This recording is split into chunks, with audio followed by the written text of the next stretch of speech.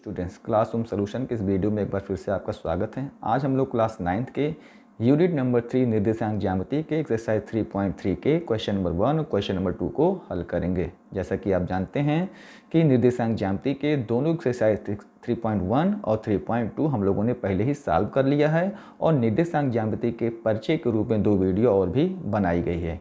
इन video को जाकर देखिए। जो छात्र नए होंगे, इस निर्देशांक ज्यामिति के पूरे कॉन्सेप्ट को आप समझ सकते हैं। चलिए वीडियो को स्टार्ट करते हैं। वीडियो को स्टार्ट करने से पहले ऐसे छात्र जो मेरे चैनल पर पहली बार हैं वो कृपया चैनल को सब्सक्राइब जरूर कर लें।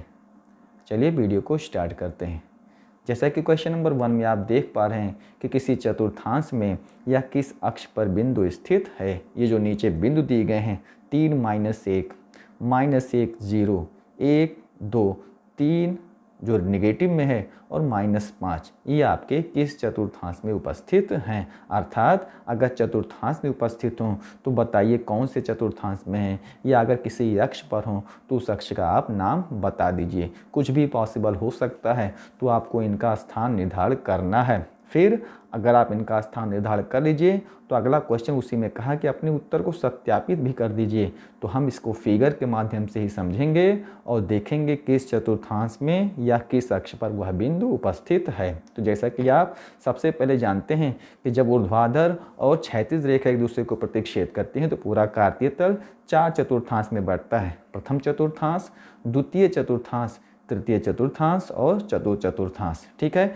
जैसे कि आप इस फिगर में देख पा रहे हैं कि हमारी x अक्ष की रेखा जिसको हम क्षैतिज रेखा भी कहते हैं, ये हमारी y अक्ष की रेखा जिसको हम ऊर्ध्वाधर रेखा भी कहते हैं, दोनों जब एक दूसरे को प्रतिच्छेद करती हैं तो पूरा कार्तीय तल जो होगा वो 4 चतुर्थांशों में बढ़ जाएगा, जिसमें से प्रथम चतुर्थांश, द्वितीय चतुर्थांश, तृतीय चतुर्थांश और चतुर्थ चतुर्थांश आपका है।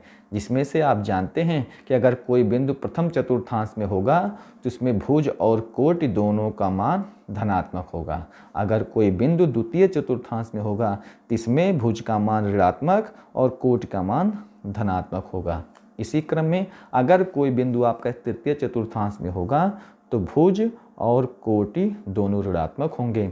अगर कोई बिंदु चतुर्थ चतुर्थांश में होगा, इसमें आप जानते हैं भुज का मान धनात्मक और कोटि का मान ऋणात्मक होता है। तो हमें चिन्ह प्रॉपर्टी भी ध्यान में रखनी है ताकि हमें जल्दी से पता चल जाए कि वो बिंदु वास्तविकता में किस चतुर्थांश पर है, अथवा वो बिंदु आपका ज्ञात करते वक्त बताना है कि किस अक्ष पर उपस्थित है। चलिए हम चिन्ह की बात समझते हैं। ये हमारा 3 और -1 है, मतलब भुज का मान धनात्मक और कोटि का मान ऋणात्मक। तो सीधे हम जाएंगे वो बिंदु हमारा किस चतुर्थांश में होगा, चतुर्थ चतुर्थांश में। इसका मतलब वो बिंदु जो होगा हमारा किस चतुर्थांश में होगा, चतुर्थ चतुर्थांश में। ठीक है, देखिए चिन्ह प्रॉपर्टी की मदद से हम लोगों ने तुरंत ही इस क्वेश्चन का आंसर देख लिया है। चलिए हल करते हैं। अगले खंड में -1 और 0, यहाँ पर कोटि का मान 0 दिया गया, अर्थात y का मान 0 है। इससे स्पष्ट होता कि वो बिंदु केवल और केवल भुज के मान देने की वजह से वो हमारा x अक्ष पर स्थित होगा। वो बिंदु हमारा किस अक्ष पर स्थित होगा, x अक्ष पर, क्योंकि यहाँ कोटि का मान क्या दिया गया छात्रों, 0 दिया गया है। तो बिंदु किस अक्ष पर उपस्थित होगा, x अक्ष पर। वो चतुर्थांश में ना होकर सीधे अक्ष पर ही रहेगा। इसी क्रम में हम बढ़ते हैं। जो तीसरा बिंदु दिया गया है इसमें 1 और 2 है, यहाँ दोनों का मान धनात्मक है। इसका मतलब जब दोनों बिंदु के निर्देशांक में दोनों चिन्ह प्रॉपर्टी आपके धनात्मक हो तो बिंदु कहाँ हो सकती है, वो बिंदु होगा प्रथम चतुर्थांश में, जहाँ पर दोनों मान आपस में किस चिन्ह के साथ संलिप्त रहेंगे, प्लस चिन्ह के साथ। और क्वेश्चन नंबर 4 में देखेंगे -3 और -5, यहाँ दोनों के चिन्ह क्या हैं, ऋणात्मक हैं। तो आप जानते हैं जब भुज और कोटि दोनों ऋणात्मक होते हैं तो इसका मतलब वो जो हमारा होगा वो किस चतुर्थांश में होता है, तृतीय चतुर्थांश में उपस्थित होते हैं। इस तरीके से हम लोगों ने ये निर्धारित कर लिया कि वो बिंदु तृतीय चतुर्थांश में उपस्थित है। अगर हम चित्र के माध्यम से इसका सत्यापन करना चाहें तो आप देखते हैं 3 और क्या दिया गया है, -1। तो सबसे पहले भुज का मान 3 है, मतलब वो y अक्ष से इसकी लांबिक दूरी 3 होगी और x अक्ष से उसकी लांबिक दूरी -1 जो कोटि हो गई। इसका मतलब होगा कि वो बिंदु जो होगा आपका चतुर्थ चतुर्थांश में होगा। तो यह y अक्ष से इसकी लांबिक दूरी 3 तो y अक्ष से इसकी लंबिक दूरी 3 और x अक्ष से इसकी लंबिक दूरी -1। तो इस तरीके से वो बिंदु आपका यहाँ पर होगा।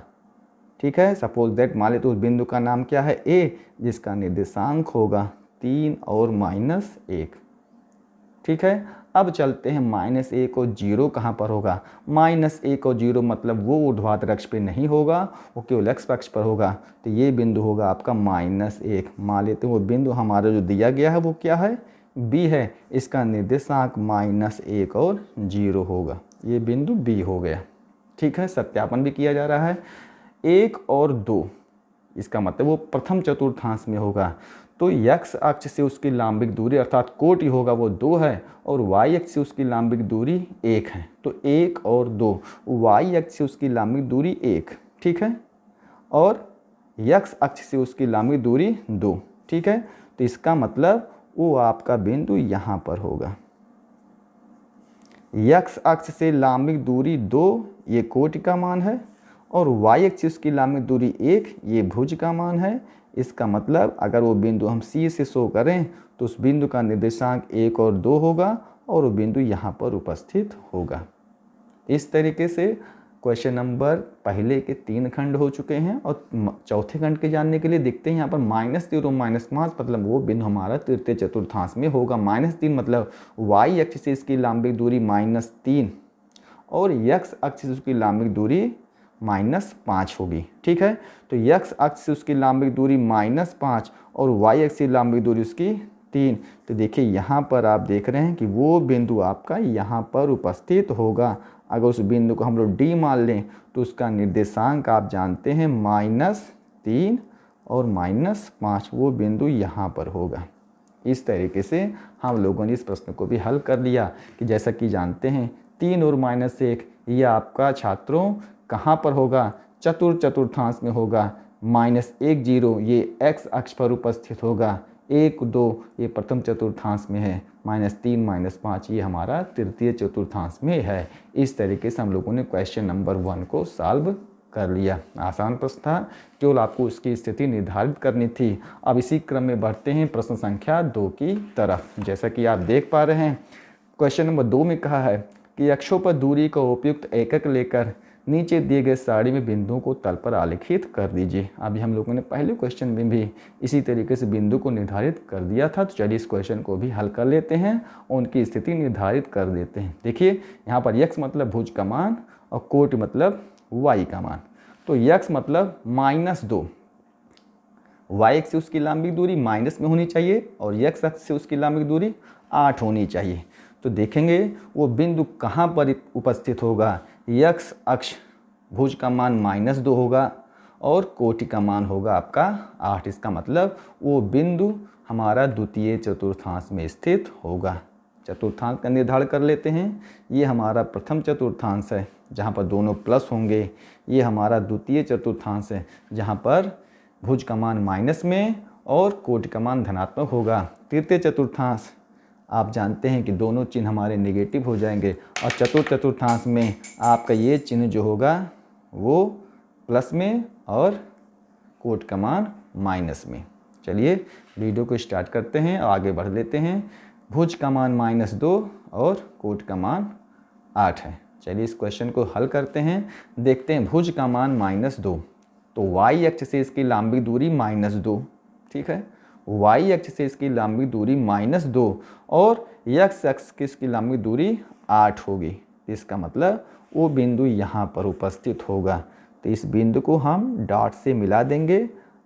ये देखिए ये बिंदु जो जा रहा है ये हमारा वो बिंदु का निर्देशांक -2 और 8 है। वो बिंदु हमारा यहाँ पर होगा -2 और 8। आगे बढ़ते हैं। -1 y अक्ष से इसकी लंबिक दूरी -1 और x अक्ष से इसकी लंबिक दूरी 7। तो वो बिंदु यहाँ पर होगा। y अक्ष से इसकी लंबिक दूरी -1 और x अक्ष से इसकी लंबिक दूरी 7 होगी। तो देखेंगे ये बिंदु आपका यहाँ पर उपस्थित होगा। इसको मैच कराएंगे और ये हो गया -1 और 7 ये बिंदु आपका, ठीक है। आगे बढ़ते हैं, 0 और -1.25। इसीलिए ग्राफ पेपर इस क्वेश्चन को बताया गया है कि जो आपकी पतली पतली लाइनें हैं उसमें आप इस दशमलव वाले मान को भी आप दिखा सकते हैं। 0 का मतलब x अक्ष पर वो बिंदु ना होकर वो बिंदु केवल आपका y अक्ष पर स्थित होगा। इसका मतलब ऋणात्मक मान होने के सूचना मिलता है कि वो हमारा ऊर्ध्वाधर जो रेखा गई वो बिंदु वहीं पर होगा, लेकिन मूल बिंदु से नीचे की तरफ होगा, क्योंकि वहाँ पर ही ऋणात्मक वैल्यू होता है। तो 1 और ये जो बीच की लाइन आप देख रहे हैं वो हमारा आधा होता है, मतलब 1, 1.5 और सीधे हो गया 2। तो इसका मतलब वो बिंदु हमारा इस बीच में कहीं है, जिसका मान है -1.25 और भुज का मान 0। वो बिंदु आपका यहाँ पर होगा। ठीक है, ये 1 और 1.5 के बीच का बिंदु है, तो -1.25 यहाँ पर उपस्थित होगा और भुज का मान 0 हो जाएगा, क्योंकि वो बिंदु जो होगा वो हमारा y अक्ष पर होगा। अब हम देखते हैं, कहा गया 1 और 3। 1 और 3 का मतलब y अक्ष से उसकी लांबिक दूरी 1 होगी और x अक्ष से उसकी लांबिक दूरी 3 होगी, तो बिंदु यहाँ पर होगा। y अक्ष से इसकी लांबिक दूरी 1 और x अक्ष की लांबिक दूरी कितनी हो गई, 3। तो बिंदु आपका यहाँ पर होगा, जिसका निर्देशांक 1 और 3 होगा। और इसमें आखिरी खंड करते हैं 3 और -1। 3 और -1 का मतलब हो गया कि y अक्ष से उसकी लांबिक दूरी 3 और x अक्ष से उसकी लांबिक दूरी -1। इसका मतलब y अक्ष से इसकी लांबिक दूरी 3 और x अक्ष से इसकी लांबिक दूरी -1। तो वो बिंदु जो होगा आपका यहाँ पर होगा, जिसका निर्देशांक है 3 और -1। इस प्रकार हम लोगों ने उन बिंदुओं को इस कार्तीय तल में उनकी स्थिति को निर्धारित किया और ग्राफ पेपर पर आसानी से हमने दिखा दिया। इस प्रकार आज हम लोगों ने क्वेश्चन नंबर 1 और क्वेश्चन नंबर 2 दोनों को हल कर लिया है। उम्मीद करते हैं ये वीडियो आपको पसंद आया होगा। कक्षा 9 के छात्रों के लिए विशेष रूप से इस वीडियो को बनाने के लिए एक्सरसाइज 3.2 और एक्सरसाइज 3.3 इनको मैंने विशेष रूप से इस ग्राफ कॉपी पे बनाया है, ताकि उन्हें पूरी अच्छी तरीके से समझ में आ जाए। उम्मीद करते हैं वीडियो आपको पसंद आएगी। अगर वीडियो पसंद आए तो लाइक और कमेंट जरूर करिएगा, वीडियो को शेयर भी करिएगा। चैनल पर पहली बार हैं तो आप सब्सक्राइब जरूर कर लीजिएगा। धन्यवाद।